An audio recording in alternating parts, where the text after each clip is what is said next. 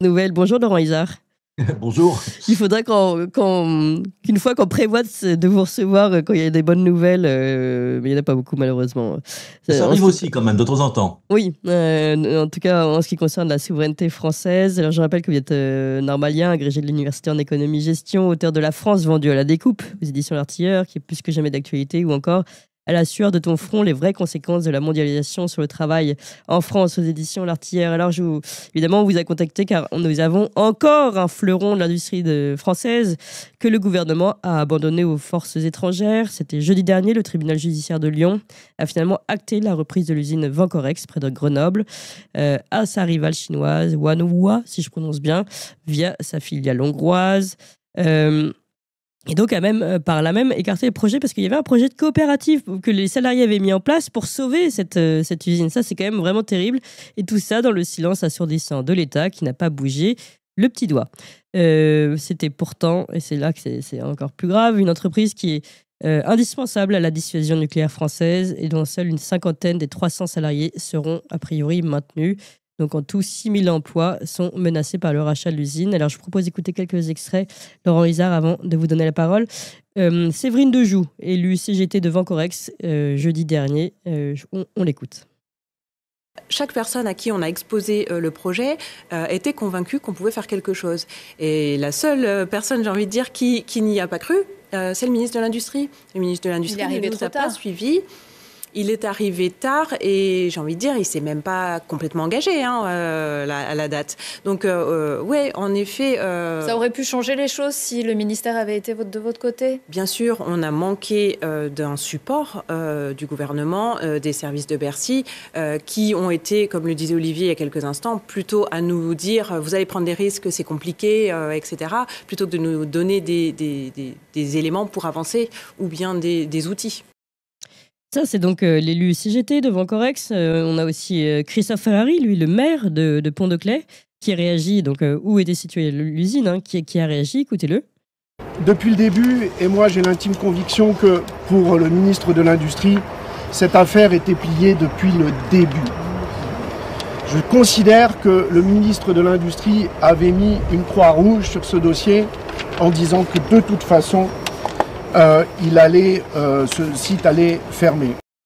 Alors c'est vrai qu'on se pose la question, une croix rouge, dit le maire, le ministre de l'Industrie qui n'a rien fait, qui n'a rien soutenu, explique l'élu CGT. Et pourtant, je sais que le discours entendu désormais dans le gouvernement, répandu par Emmanuel Macron, est différent, puisque, rappelez-vous, il y a un mois, il parlait de souveraineté industrielle et économique qui allait de pair avec la souveraineté militaire. Propose, pour rappel, d'écouter Emmanuel Macron le 31 mars 2020, où il parle de produire sur le sol national, une crise qui nous emmène à revenir sur la stratégie industrielle. Écoutez-le.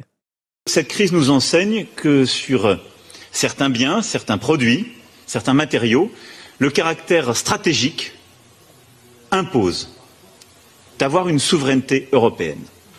Produire plus sur le sol national pour réduire notre dépendance et donc nous équiper dans la durée. Oui, bon, alors évidemment, il ne parle pas de souveraineté nationale, mais souveraineté européenne. Mais là, on n'est même pas sur la souveraineté européenne. Laurent Izard, alors comment réagissez-vous ? Écoutez, Vancorex, c'est un épisode supplémentaire de la destruction de notre appareil industriel, particulièrement ici dans la chimie.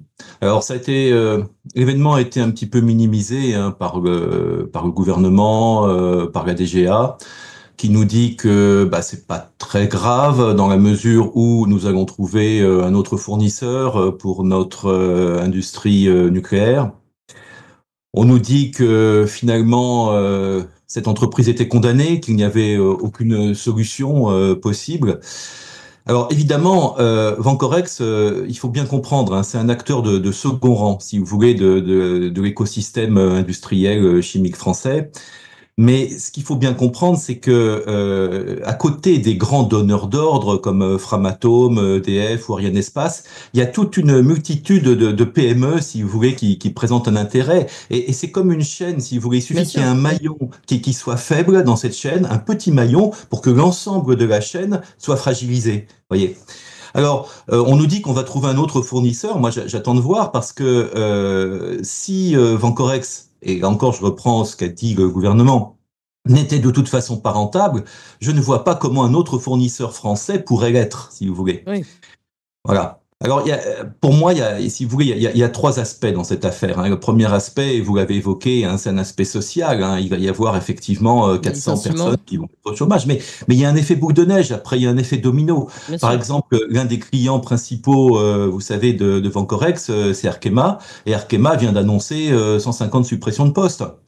On estime que dans l'écosystème en Isère, il va y avoir peut-être 5000 suppressions d'emplois à court ou moyen terme. Vous voyez, donc c'est grave. Alors après, le deuxième aspect, je l'ai un petit peu évoqué, c'est l'aspect industriel, parce que nous allons avoir effectivement une rupture de la chaîne de valeur industrielle, et c'est extrêmement embêtant parce que c'est tout un savoir-faire qui va disparaître. Hein. C'est 120 ans de savoir-faire, et là on est un petit peu embêté. Puis après, le troisième aspect, c'est l'aspect de souveraineté. Alors, effectivement, il y a un aspect souveraineté dans l'aspect nucléaire, si vous voulez. Alors, ça concerne l'aspect militaire, mais aussi l'aspect civil.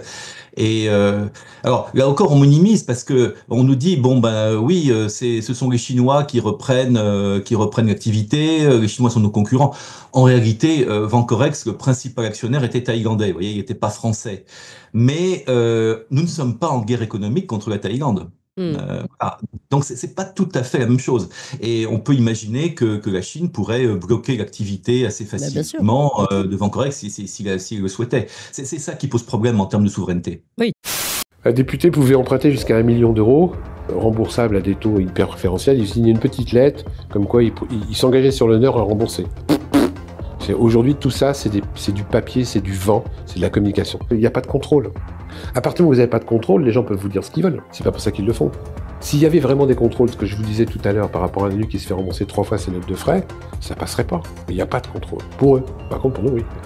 Nous, les croisements de fichiers de paye, ça se fait, hein, avec la CAF et tout, pour voir si on a trop d'enfants, etc. Non, ils font ce qu'ils veulent, ils sont pas contrôlés. Le déontologue de l'Assemblée nationale, qui est un type sympathique, qu'ils ont mis en place avec la nouvelle IRFM qui s'appelle l'avance sur recette, je sais pas quoi, il ne peut contrôler un député ou un sénateur qu'une seule fois par mandat. Donc qu'est-ce que font les députés et les sénateurs aujourd'hui? Ils se précipitent pour être contrôlés la première année de leur mandat. Parce qu'en étant contrôlés la première année de leur mandat, ils sont sûrs de ne pas être contrôlés les années suivantes. C'est la porte ouverte, je fais ce que je veux avec l'argent des deniers publics, mon argent, ton argent, son argent. Et ils s'en privent pas.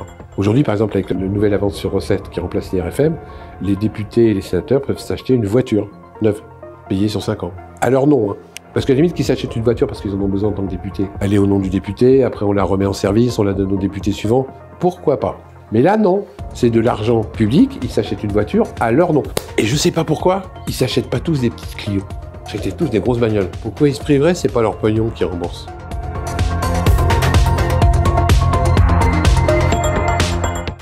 C'est-à-dire qu'on a le droit d'être militaire. Cette femme est militaire, elle a le droit de dire « Oh, Macron est grand », mais des militaires qui sont aujourd'hui au nombre de 10 000, si j'ai bien compris, des militaires qui nous disent aujourd'hui « Mais il y a un problème ».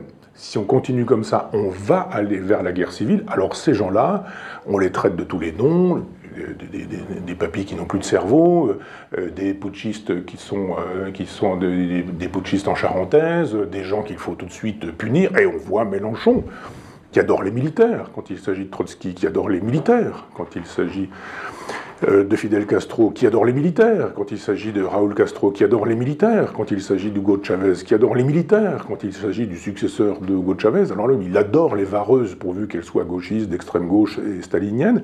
Là, d'un seul coup, des militaires qui disent juste « Attention, si on continue comme ça, va dans le mur, ce sont des putschistes ».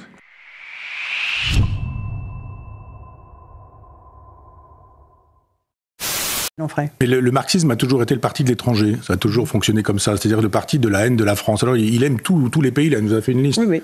Mais il n'aime pas la France. Ça, c'est clair. Il n'aime pas la France. Il veut la détruire. Il veut qu'on ait une nouvelle France. Il veut un peuple créolisé. Il nous a dit à une époque, quand il est arrivé du Maghreb et qu'il s'est retrouvé en Normandie, c'était vraiment le bout du monde avec que des alcooliques avec des faces de blanc et que ça le rendait malheureux. Alors ça, c'est pas... Il y a eu le détail de l'histoire a poursuivi Le Pen toute sa vie. Cette vidéo n'a pas poursuivi Jean-Luc Mélenchon, qui est une vidéo raciste. Pas seulement contre les Normands, mais d'imaginer que les Normands, les Français sont des faces de blanc, alcooliques, dégénérés, etc.